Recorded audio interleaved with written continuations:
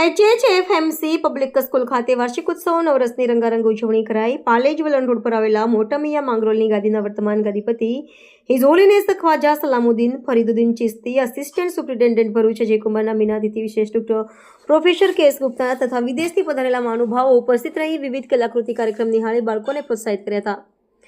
HHMC educational કેમ્પસમાં આવેલા HHFMC public school CBSEના ત્રીજા વાર્ષિક ઉત્સવ નવરસનું આયોજન કરવામાં આવ્યું હતું. કાર્યક્રમના પ્રારંભે ઉપસ્થિત અતિથિઓનું પુષ્પગુચ્છ આપી શાલ ઉડાડી સ્વાગત કરવામાં આવ્યું હતું. આ કાર્યક્રમની શરૂઆત નાના બાળકો દ્વારા સ્વાગત ગીતથી કરવામાં આવી હતી. શાળાના આચાર્ય ત્રિષા જોને 2025-26 વર્ષનો વાર્ષિક અહેવાલ રજૂ કર્યો હતો.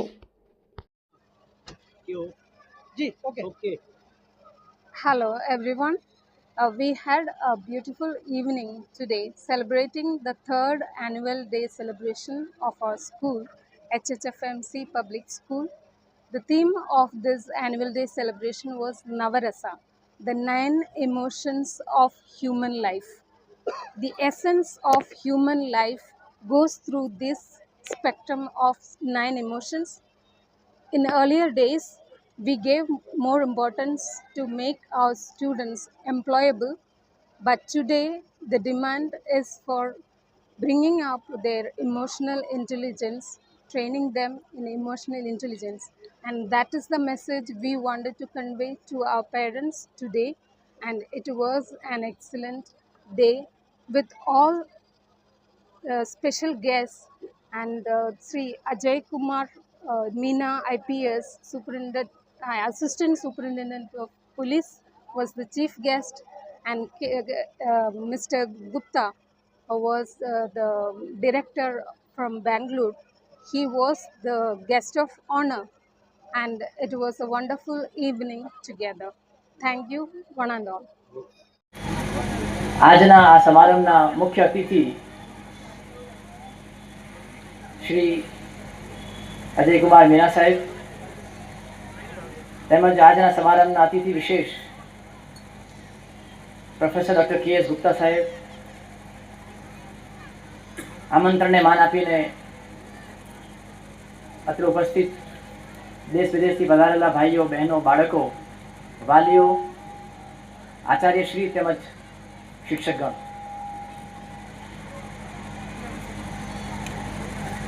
મારે અત્યંત ટૂંકમાં એ કહેવું છે કારણ કે આજનો અવસર તો આપણે વિદ્યાર્થીઓ અને શિક્ષકોની મહેનતને બિરદાવવાનો છે, એને નિહાળવાનો છે.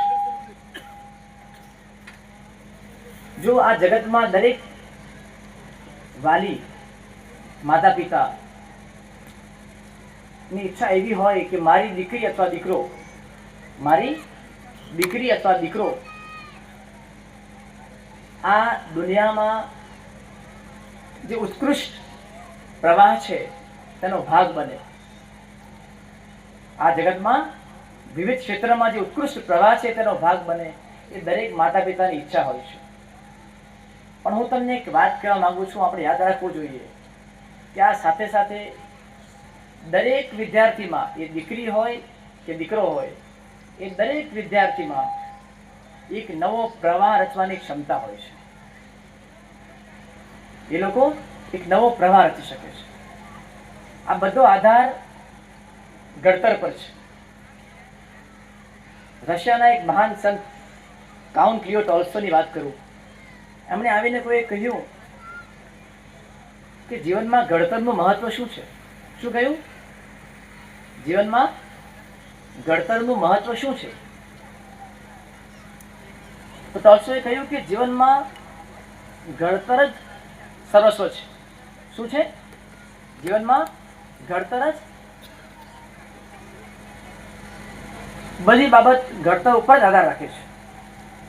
અને એમણે કહ્યું, એક સરસ મજાનું ઉદાહરણ આપ્યું કે લોખંડના એક ટુકડાને તમે બજારમાં વેચવા જાઓ તો એનું મૂલ્ય 1, 2, 5 રૂપિયા હોય, બરાબર છે?